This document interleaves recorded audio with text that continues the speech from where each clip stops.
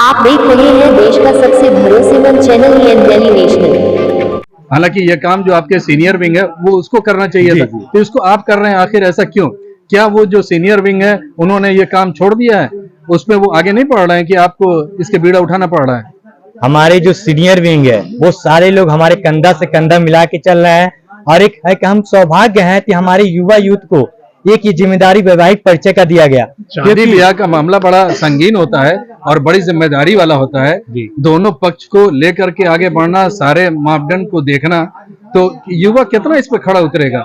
आखिर कहीं ना कहीं बुजुर्गों की जरूरत तो पड़ती है जी। तो अब आप इतना बड़ा कार्यक्रम पूरे इंडिया से कर रहे हैं जी, तो कितना जस्टिफाइड है ये? हम आपको बता दें, वो कैंप जो कार्यालय बन रहा है वो सारे सीनियर सिटीजन जो हमारे गार्जियन संरक्षक गण है वो लोग कैंप कार्यालय को पूरा अध्यक्षता करेंगे, उसको देखेंगे, और जो युवा यूथ है वहाँ मैनेजमेंट का काम करेगा।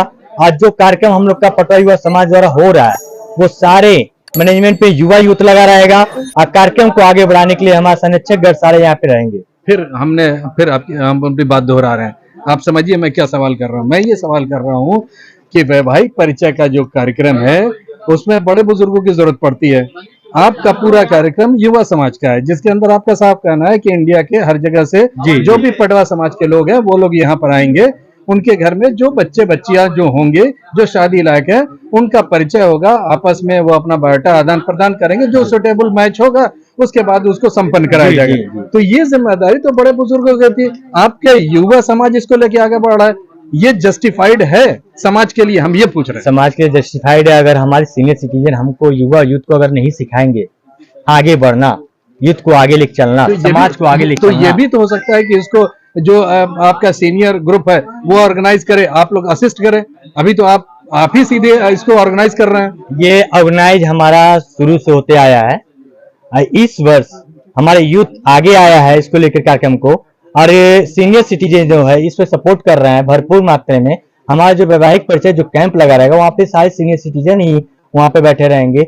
जो बच्चियों का बायोडाटा आदान प्रदान होगा अन्य प्रदेशों में वो सारे सिटीजन ही बैठेंगे। चलिए, आपका जो यूथ विंग बना है वो कितने दिनों से काम कर रहा है? इसके पहले आप लोगों ने क्या क्या काम किया है? अगर हम गोरखपुर की बात करें खासतौर से, तो उसमें क्या क्या काम किया आपने? हमारे युवा यूथ आज से 8 साल पहले जब हमारा कोई रजिस्ट्रेशन नहीं था, हमारा एक यूथ जो बना था सामाजिक, एक हमारा यूथ बना था जो सामाजिक कार्य के लिए, जो हर समाज के लिए हमारा पटवा युवा सेवा समिति पहले भी खड़ा था, आज भी खड़ा है। हमारा पहले आप देख सकते हैं, आपको झलक दिखा सकते हैं किताब में, जो कार्यक्रम होते हैं, जो रोड पे बच्चे रहते हैं उनके बीच में होली मनाना, दिवाली मनाना हमारा यूथ करते आया है। कंबल वितरण का कार्यक्रम करते आया है कि अनाथालयों में बच्चों को जो उनके विवरण में रहता है, चाहे कपड़ा हो गया, अन्न हो गया, कोई भी चीज हुआ, हमारा युवा यूथ आगे बढ़ के हिस्सा लेता है। अगर युवा समाज की बात करें, यूथ की बात करें, अगर खुदा न खास्ता किसी यूथ के साथ या किसी भी आपके समाज के लोगों के साथ कोई बात होती है, तो आपकी संस्था कितना खड़ी रहेगी और किस लेवल तक उसके हक की लड़ाई लड़ेगी? मैं आपको आश्वासन देना चाहता हूं कि सबसे पहली बात है कि जो आप कह रहे हैं खड़ा रहने के लिए, तो हमारी जो युवा यूथ है 100% अपने संकल्प को ले चुका है और हर जगह खड़ा होने का संकल्प लिया है। जहां युवा वर्ग का जरूरत पड़ेगा वहां युवा यूथ, पटवा युवा यूथ खड़ा रहेगा। एक बार जल्दी से बता दिए 26 का कार्यक्रम क्या है, ताकि हमारे दर्शकों को ये पता चल जाए। अगर वो पार्टिसिपेट करना चाहते हैं तो एक अपील भी आप कर सकते हैं। 26 दिन रविवार शाम को 4 बजे से कार्यक्रम शुरू हो जाएगा, और इसमें सम्मानित कार्यक्रम रखा गया, वैवाहिक परिचय कार्यक्रम रखा है जो रामलीला मैदान पुरानी चुंगी पे रखा गया है, जिसमें आप सभी सादर आमंत्रित हैं। अधिक से अधिक संख्या में हमारे स्वजाति बंधु वहाँ पे पधारे, इस कार्यक्रम को सफल बनाए। इस कार्यक्रम के मुख्य अतिथि माननीय अनिल राजवर, कैबिनेट मंत्री उत्तर प्रदेश सरकार। और कौन कौन से प्रोमिनेंट फिगर्स आ रहे हैं कि जिनको आपने अतिथि के रूप में बुलाया हो? विशिष्ट अतिथि के रूप में हमारे गोरखपुर के नगर पालिका महापौर मंगलेश श्रीवास्तव जी हैं, ग्रामीण विधायक विपिन सिंह जी हैं, पूर्व महापौर सत्या पांडे जी हैं, उत्तर प्रदेश पिछड़ा वर्ग की महिला उपाध्यक्ष चारू चौधरी जी हैं, हमारे पूर्व महापौर अंजू चौधरी जी हैं जो उनकी सास हैं, और विक्रम भैया हैं। चलिए, चलिए, तो ये थे अध्यक्ष महोदय, ये बता रहे थे कि 26 तारीख के कार्यक्रम किस तरह से होना है। सीधा सीधा इनका ये कहना है कि 4 बजे कार्यक्रम शुरू होगा, लगभग देर रात तक चलेगा। उसके बाद शायद भोजन का भी आयोजन है उस दिन। सभी स्वजाति बंधुओं का रात्रि भोजन का भी व्यवस्था किया गया इस कार्यक्रम में। तो 4 बजे ये कार्यक्रम शुरू होगा।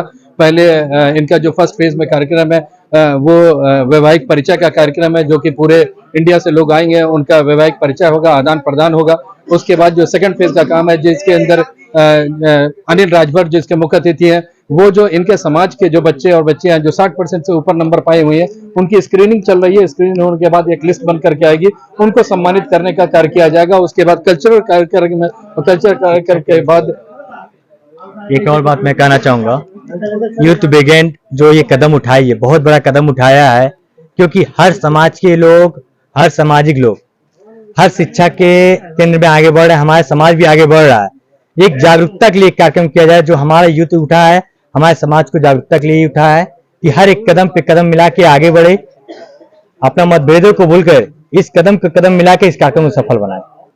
चलिए, उसके बाद एक सहभोज का आयोजन किया गया। साफ यहाँ पर अध्यक्ष जी की अपील है कि मनभेद रहे, मतभेद रहे, मगर इस प्लेटफॉर्म पर सबको एक साथ आना चाहिए, समाज के लिए आगे बढ़ करके एक दूसरे की मदद करना चाहिए। देखना दिलचस्प होगा 26 तारीख का प्रोग्राम कितना सफल हो पाता है। हम बने रहेंगे, क्या अपडेट्स आपको देते रहेंगे। आपका क्या कहना कमेंट बॉक्स में लिखे। मैं मोहम्मद यूसुफ, गोरखपुर से इंडिया डेली नेशन के लिए।